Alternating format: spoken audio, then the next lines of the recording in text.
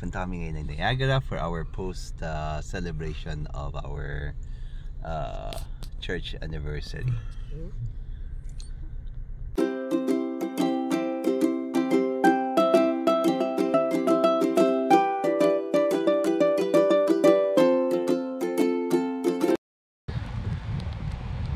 So guys, nandito na kami sa Niagara. If you can see from afar, yan yung border going to the US.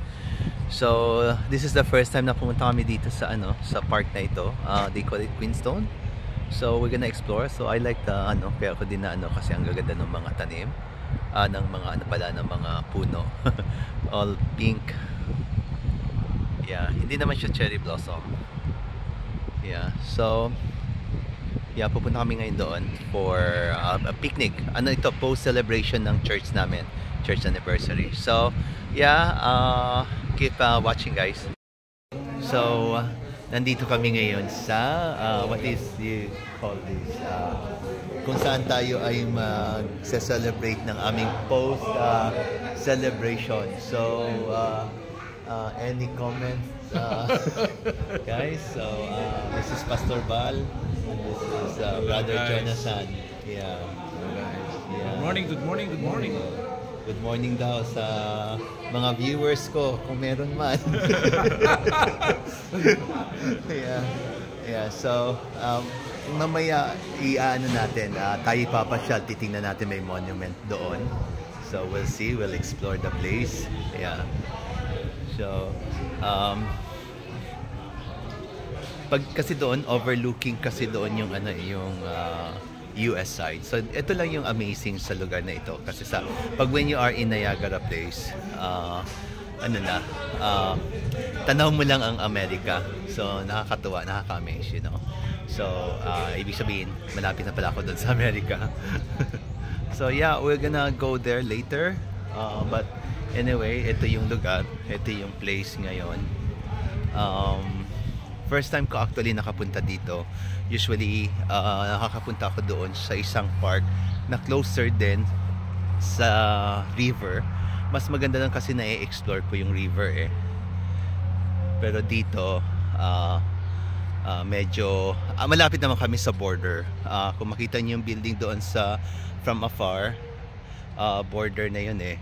So bridge na going to the United States. So we're planning later, so I hope dala ko naman yung aking passport. Tatry namin mag-cross. So anyways, let's explore the place. Di ko dala yung di ko dala yung stabilizer ko guys. I hope hindi malikot itong kaya nga dahan-dahan ako naglalakad para ma-explore natin yung makita niyo ng maayos itong area na ito, na hindi magalaw ang screen. Yeah. Pero alam ko itong itong park na ito is something to do of kasi parang yung katulad sa Pilipinas, yung 'di ba yung sa may Quezon City, yung parang monument doon. So ito naman parang meron siyang relevance to the history of Canada, itong park na ito. Yeah. Makita mo may mga emblem not emblem, yung mga pictures ng mga native chief siguro nung panahon ng mga Indian that alam naman natin ang history ng Canada, right? Na actually it's owned by, sabi nga ng mga natives. Sila taga nauna dito noon. So we're gonna go there to that monument. We'll see.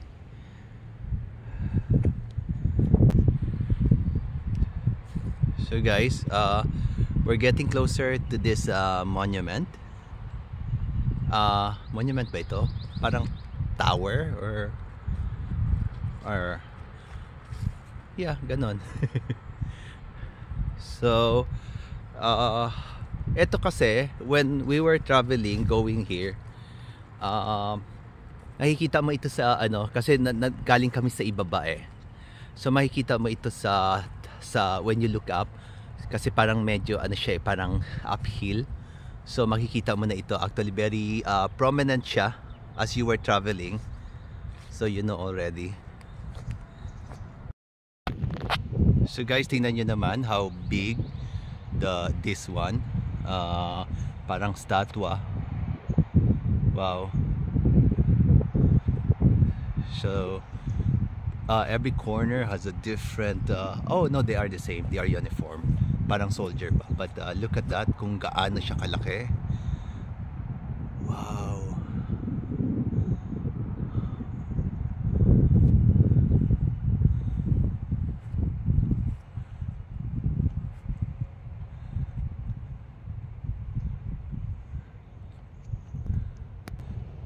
So guys, kung titingnan nyo, there's it's a big no, not big, napakaganda nung ano, overlooking the river of Niagara. So yan yung sasabi ko guys, yung kabila nun is United States na territory. So kung makita nyo, so yan, look at that. So tawag dito, ang pinaka ano lang namin talaga is the river. Yun yung aming tawag doon, pinaka border namin. Yeah, so makita nyo, siguro i-zoom ko sa inyo guys ha, para makita nyo. So so this is yung other side niyan. So yung other side niyan is United States na, of yes, the US territory na siya. So amazing, right? Parang wow, abot kamay ang Amerika. Nakakatuwa lang, you know.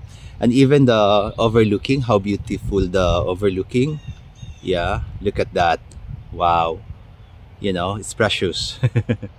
Worth it coming here, guys, just to see the view. Talagang worth it naman talaga. So, yeah. Look at that.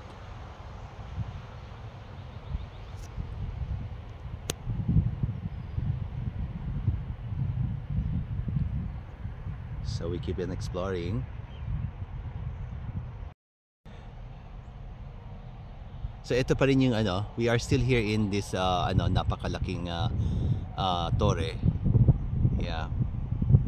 So look at the ano. Wow. Tingnan mo tong mga tulip na ito. I think it's a tulip time, right? Because it's spring. Look at that, how beautiful. Iyan na natin na guys, i-close up natin. Yeah, look at that.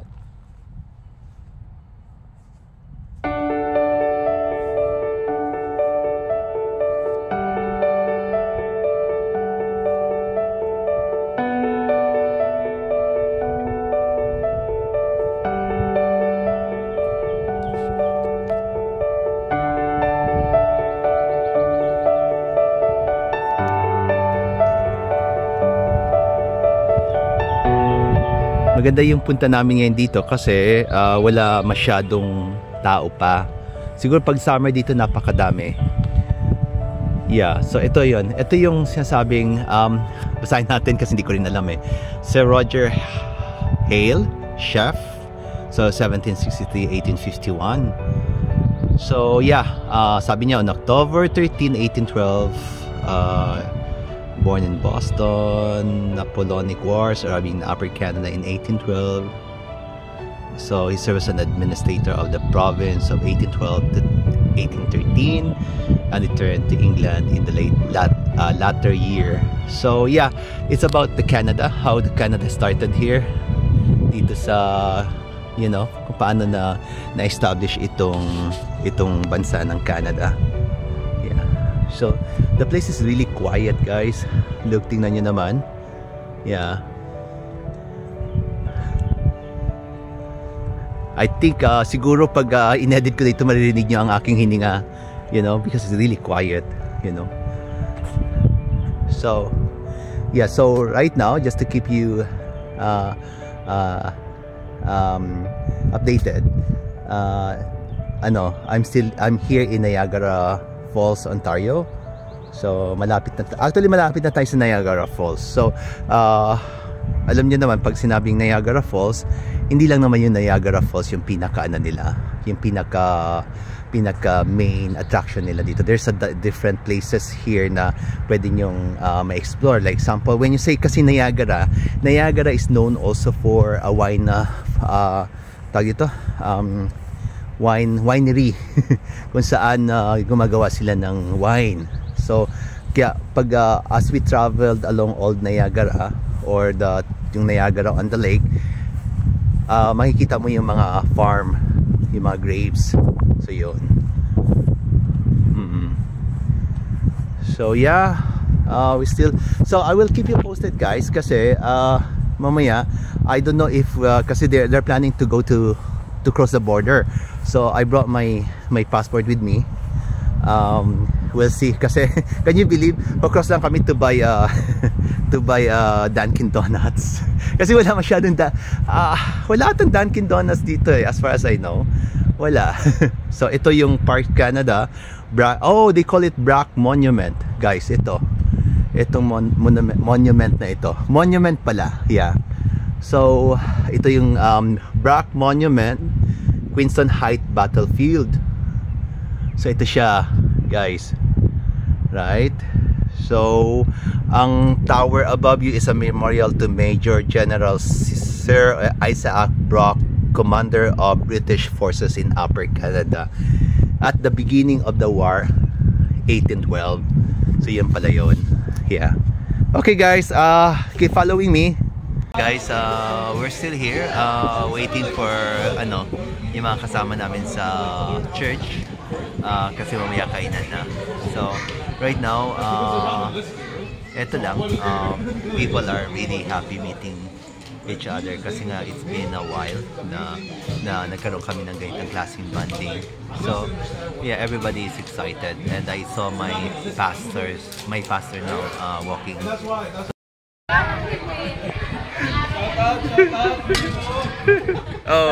Sabaw. So Mickey, and then we have the siomai, right? So ito yung siomai nila, siomai. Yeah.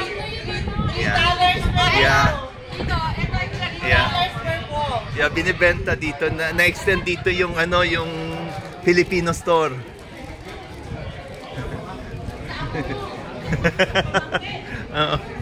So ayan. So ito another vlogger. Says Mix, right? Yeah, follow her. Yeah. Yeah. So look at that, yung Yema, and then Mane. Yeah. Wow. Yan ang kakainin natin mamaya. Ayan. Yeah.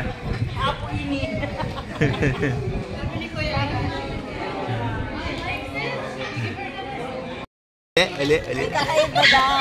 Ayan o. Hindi, kasi para siyang tulog ang nagtutulog niya. Para siyang pinito eh. Paano yung mga anak ko? Siyempre magaling kumain. Kailangan kong lutuan na madami. Hindi magugutom yung mga anak ko. Guys, medyo lumalakas ang hangin. Wala pang egay to. Nasan daw yung kape? Egay to. Walang egay to eh. Alas 6, pero nabubukas. Akala ko yung noodles mo homemade. Binibenta yung Oo nga eh. Binibenta yung Tama. Akala ko Paris eh. Yung Big Paris. Pastor, may munggo daw. May munggo. Aba, yung paborito. Cagayan special. Kasi lang, hindi lang homemade yung noodles here. Kasi nga, busy Dapat kahapon, talaga, right? siya homemade. Hindi ba busy kahapon? Alam mo, may storya kami ni Sister Sylvia eh. Pareho kaming na-stranded sa Pilipinas during COVID time. Kaya palagi akong tumatawag sa kanya kasi awang-awa na ako sa sarili ko. 4 months kaming na-stranded. Yeah. Ay, Pastor, chicken. Ito na, pila na ngayon sa Mami. Ang pinagkakaguluhan at ang nag-iisang pinakamasarap na egg noodles. Ayan. Mainit na Tingnan nyo naman yung pila, oh. Ayan, oh. Yan. Kita niyo yung mga ano. Nakita niyo naman yung mga excitement sa mga faces nila. Talagang halatang gutom na talaga sila. Tingnan mo siya, oh. Ayan, oh. Oh. Mataasan kayo ng subscriber na yan. Birthday din.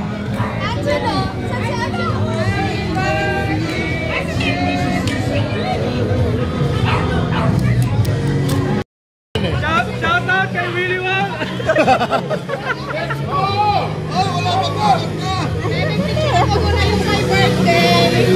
Oh, picturean mo na. Wait.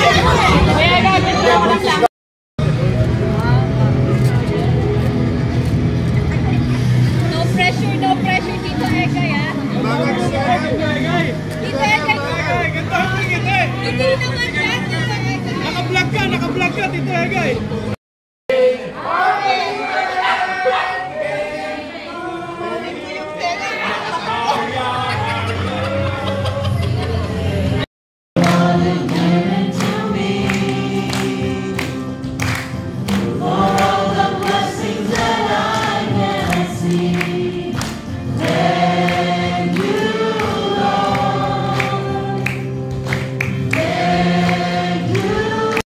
Marlo from Philippines po, and I'm so blessed po. I got a favor from God na inalaw niya akong pumunta po dito sa Canada just for a visit po and to see all of you, especially po ang aking kapatid na si Lily, si Ramon, si Tita Helen, Tita Nel, Tita Salve, Pastor Manny, and Tita Edna. I never thought that I could visit this place. I tried before applying as an immigrant here.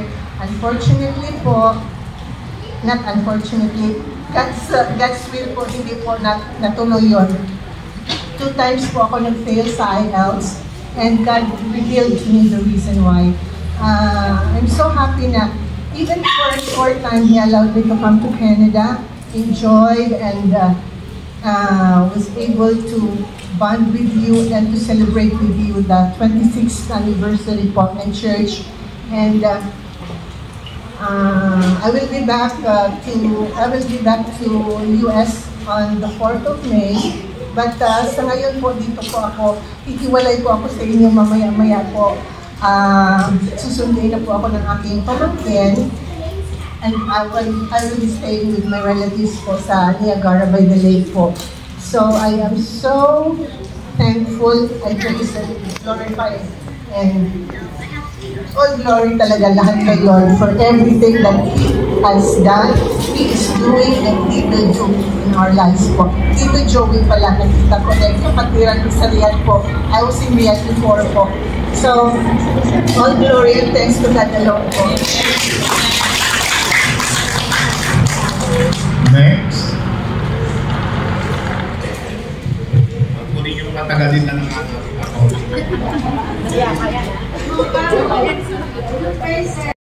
So, hi guys, I'm still here in the park. The church still celebrating our post-celebration of our church anniversary. So